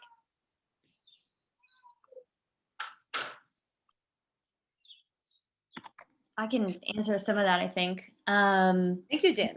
I'm sorry, I mute myself, so go ahead. Oh no. So a typical day, and the reason that I like news is because there is you'll hear this a lot in journalism. There almost is no typical day. I might have projects that I want to work on that day. I might want to run, some analysis in Excel to look at, some trends. I might want to, update some of our social accounts or strategize, and then the Capitol will happen, or some giant fire will happen, and I think those of us that are in news and didn't expect to be in news have definitely, and in TV news in particular, have probably sort of caught the bug of that urgency, the immediacy. Breaking news days are exciting.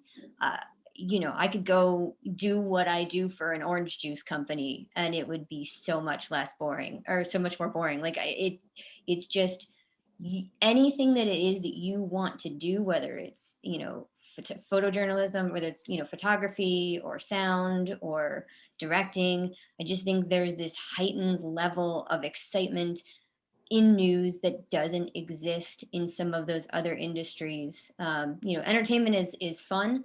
And there's certainly some breaking news to be had in entertainment, but it's not like local news. It's not like national news where you don't know where it's coming from. And then when it gets here, it's going to take up your whole day and your day is going to fly by. And it's going to be just, one of those stories that you tell people, for years. And I think I suspect for a lot of us, that's what keeps us in news doing what we do. We have another question thank you, Jen. Jason Rimkus. He said, on the flip side, I'm not fluent in Spanish and I have experience in video production. Could I find a job opportunity at Univision or Telemundo? Casey, what do you think? Yeah. I've been at Telemundo for 23 years and it's very bilingual. I'm not a native Spanish speaker and, they haven't fired me yet. So I think it's very well possible. Yeah, in Univision, we have directors that are not fluent in Spanish. Actually, they have learned Spanish working for Univision. It presents its challenges, I'm not gonna lie to you, but we all work around it. We have cameramen that were not fluent. They're not with us anymore, but they started with us. And so there are certain positions that you will require to be fluent in Spanish. If you want to be a producer, you have to, because you're going to write and that has to be your bread and butter language. If you're a reporter, probably as well. But if you are more on the technical side, I won't discourage you. So please apply, reach out, do what you need to do to get your foot in the door. One last question. You want to do the one about the campus media experience, Erika? Yes, it says, what values does the industry place on campus media experience, radio, broadcast, social, and print when applying for an internship or entry-level position? Who wants to take on this one? Shelley. Oh, go ahead. Okay. I think it's the most important. If you want, like some people think big internships are critical, like at the smallest level where you're going to learn the most. I think probably where I learned the most was WELG. It was East Lansing Community Television. It's where I did my first package, where I actually learned what everyone else did. I can't speak for anyone else, but I think it's probably the most critical thing. It's more important than what you learn in a classroom. It's actually doing it. Yeah, and the other thing I'll add to that is somebody might say, well, I've got this sports internship and I'm not interested in sports. Sometimes when you take those internships that are different than they'll turn out differently than what you thought they were. And you'll learn more in different aspects about yourself from them than maybe something that you thought you were really interested in. So take them all. Yeah. I would like to finish our discussion and thanking you all, but also I would like to ask each and every one of you, if you can give a piece of advice to yourself 20, 30 years ago, what would that be to make you more successful today? Let's start with Jen. We're going backwards this time. Oh gosh. Yeah, for you it's not 30 years. I'm sorry. For the rest of us might be, but not for you.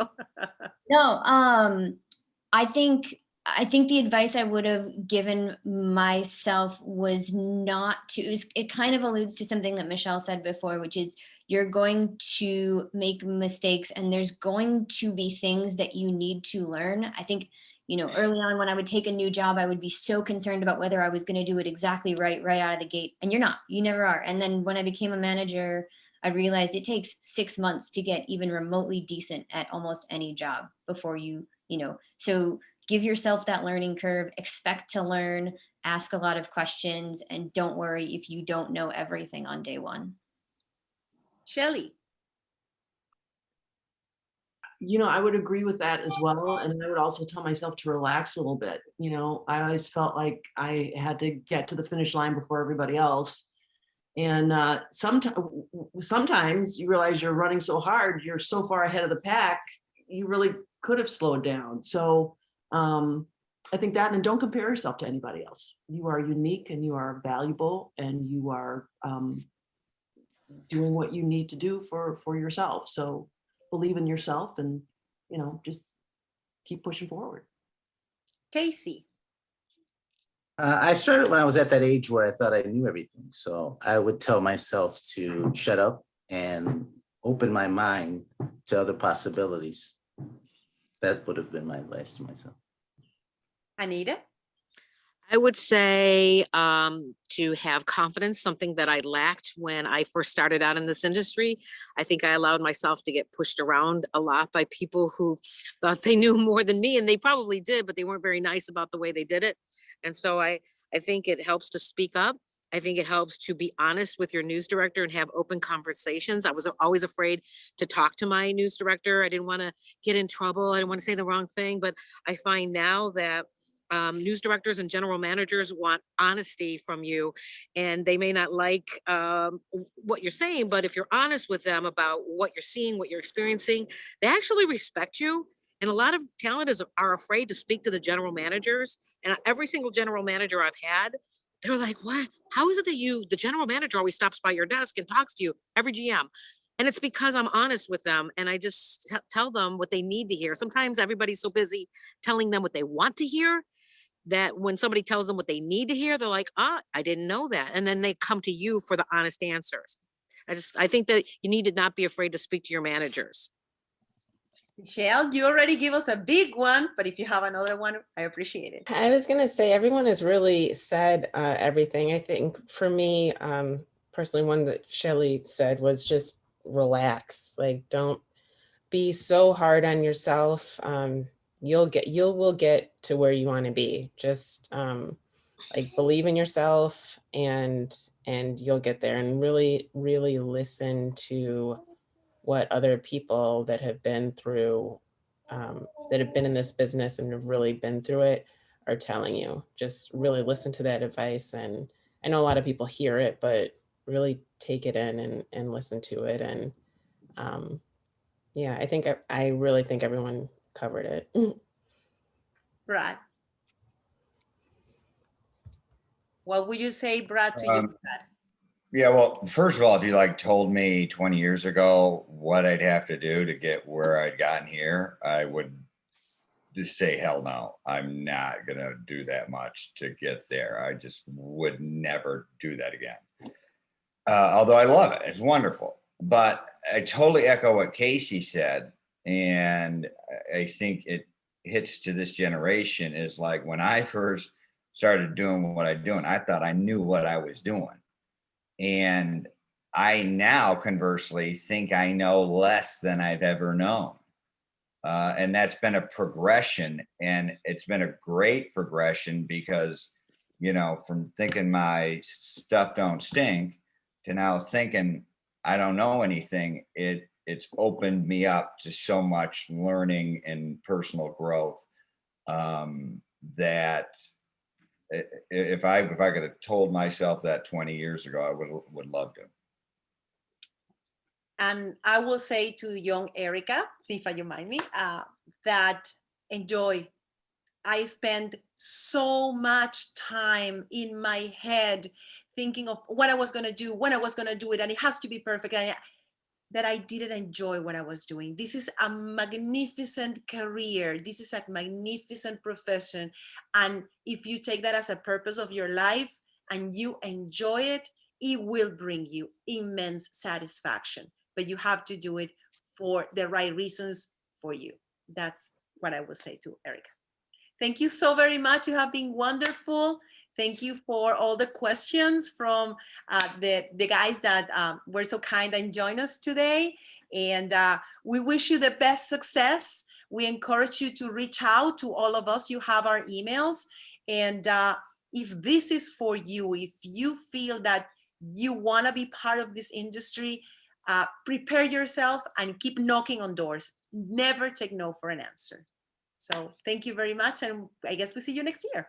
Thank you very much, Erika, and thank you to our panelists, Brad Edwards, Michele Jeffrey, Casey Mitchell, Jennifer Rourke, Anita Padilla, Shelley Spencer, just wonderful, and our gracious moderator, Erika Maldonado, for all her hard work on this event. We'll have more events in the spring, workshops basically every week. So be sure to visit either us on Twitter or our website at chicagomeonline.org for more information. We have a social media workshop that our sister chapter, Suncoast chapter, is hosting next week at this time. And we have other events coming up, on air workshop coming up on March 20th. An internship workshop. I know somebody asked about internships. We'll have a in-depth workshop about how to apply for internships, especially during this time coming up in early April. So please come back. We'll have a Google Earth Pro workshop that we're sponsoring with the Society of Professional Journalists in mid-April, on April 17th. So a number of events coming up. Be sure to visit. And thank you so much for attending, and thank our panelists for attending as well. Big round of applause for them. Thanks again.